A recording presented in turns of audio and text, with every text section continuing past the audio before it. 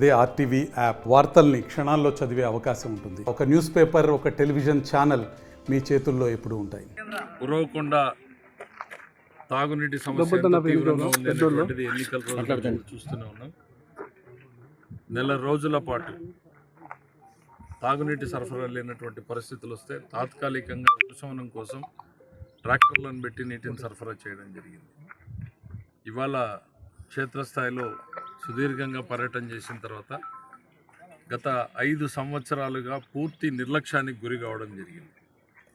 ఉరవకొండలో మనం సేకరించి గత 94 నుంచి మొట్టమొదటిసారి శాసనసభ్యుడైనప్పటి నుంచి కూడా ప్రజల నుంచి వచ్చిన మొత్తాలన్నింటినీ కూడా ఉరవకొండలోనే సేకరించి డిపాజిట్లు పెడితే దాదాపు 5 కోట్ల రూపాయలకు చేరినటువంటి పరిస్థితుల్లో దాన్ని గత ప్రభుత్వం పూర్తిగా వాడుకుంది. వారం రోజుల్లో సరఫరాని కొంచెం మనం ఇంప్రూవ్ చేయగలుగుతాం. అయితే ఇది పూర్తి స్థాయి పరిష్కారం వారం రోజుల్లో వస్తుందని కాదు, నీటి సరఫరాను మెరుగు చేసేటువంటి పరిస్థితికి వస్తాం. దాని తర్వాత ఇంకా చర్యలన్నీ కూడా ప్లాన్ చేసుకుంటున్నాం, ఏ రకంగా చేయాలి. ₹1 కూడా ఇక్కడ లేకుండా పెట్టిపోయినటువంటి పరిస్థితి. జిల్లా మొత్తంగా కూడా తాగునీటి సమస్యవి మెయింటెనెన్స్ ఖర్చులు కొత్తగా ప్రాజెక్టు చేయడానికి కాదు, నాకు అధికారులు చెప్తున్నటువంటిది 150 కోట్ల రూపాయల బకాయిలు ఉన్నాయని. అంటే పైప్ లైన్లు మెయింటైన్ చేసేవాళ్ళు, వాళ్ళ జీతాలు ఇట్లాంటివి కలిపితే 150 కోట్ల బకాయిలు ఉన్నాయి. ఉరవకొండకు సంబంధించి తాగునీటి సరఫరా చేసేటువంటి 10,000 రూపాయలు జీతం వచ్చేటువంటి కార్మికులకు కూడా 9 నెలలుగా జీతాలు ఇవ్వడం లేదు. ఏ రకంగా వాళ్ళు పనిచేస్తారు? ఒక నెల రోజులైతేనే సర్దుకుపోయేది కష్టమైనటువంటి పరిస్థితుల్లో 9 నెలలుగా వాళ్ళకి జీతాలు ఇవ్వనటువంటి పరిస్థితి ఉంటే ఏ రకంగా పనిచేస్తారు? వ్యవస్థని మొత్తం కూడా కుప్పకూల్చేసినటువంటి పరిస్థితి వచ్చింది. ఫిల్టర్ బెడ్లు చూస్తూ తాత్కాలికంగా గత వారం రోజులుగా చేపట్టి పూర్తి స్థాయి కాదు, ఇమ్మీడియట్ రిలీఫ్ కోసం చిన్న చిన్న మరమ్మతులన్నింటినీ కూడా చేసి నీటి సరఫరాని ముందు ప్రారంభించాలనుకుంటున్నాం.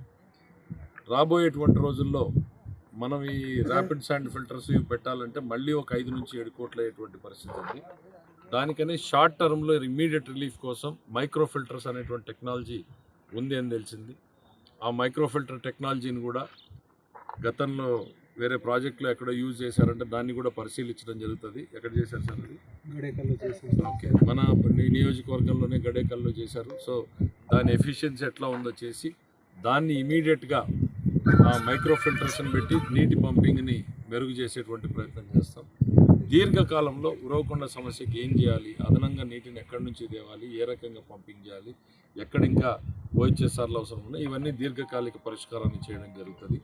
తప్పకుండా నేను గతంలో చెప్పినట్టుగానే మీ సేవకుడిగా ఈ ఉరవకొండ నియోజకవర్గం ప్రజానీకానికి తొలి కూలీగా నా పని చేస్తూనే ఉంటాననేటువంటిది మరొక్కసారి చెప్పదలుచుకున్నా. పల్లెల్లో కూడా సమస్య తీవ్రంగా ఉంది, దానిని ఏ రకంగా చేయాలి, టౌన్ని ఏ రకంగా చేయాలి అనేటువంటిది 2 భాగాలుగా విభజించుకుని చేయడం జరుగుతుంది. జనాభా పెద్దది కాబట్టి టౌన్లో వేరే అవకాశాలు లేవు. పల్లెల్లో అయితే కనీసం బావులకు పోయి తెచ్చుకుంటారు, ట్రాక్టర్లతోనే తెచ్చుకుంటారు. ఇక్కడ అవకాశాలు కూడా లేవు కాబట్టి తాగునీటి సరఫరాని సాధ్యమైనంత తొందరగా కొంత వెసులుబాటు కల్పించేటువంటి ప్రయత్నం చేస్తాం. షార్ట్ టర్మ్, మీడియం టర్మ్ లోపల ఉరవకొండ కొంత స్టెబిలిటీని తీసుకొస్తాం. శాశ్వతంగా సాగునీటి పరిష్కారం చేసే దిశగా నేను చర్యలు తీసుకుంటాననేటువంటిది మరొకసారి తెలియజేస్తాం. ఎస్, ఇది ఒక రోజుతో మారేటువంటిది కాదు, 5 సంవత్సరాల నిర్లక్ష్యంతో పూర్తి కుప్పకూల్చారు. దీన్ని మళ్ళీ తయారు చేసుకుని బండి ముందుకు పోయేంత వరకు మీరందరూ కూడా సహకరించాలని చెప్పి కోరుతూ, నీళ్లు రాకపోతే మేము పనిచేయలేదని కాదు, ఖచ్చితంగా మీకోసం పనిచేస్తూనే ఉంటామనేటువంటి తెలియజేస్తాం. మరిన్ని వీడియోస్ కోసం ఛానల్ ని సబ్స్క్రైబ్ చేయండి, లేటెస్ట్ అప్డేట్స్ కోసం వాట్సాప్ ఛానల్ ని ఫాలో చేయండి, అండ్ లింక్ డిస్క్రిప్షన్ లో ఉంది.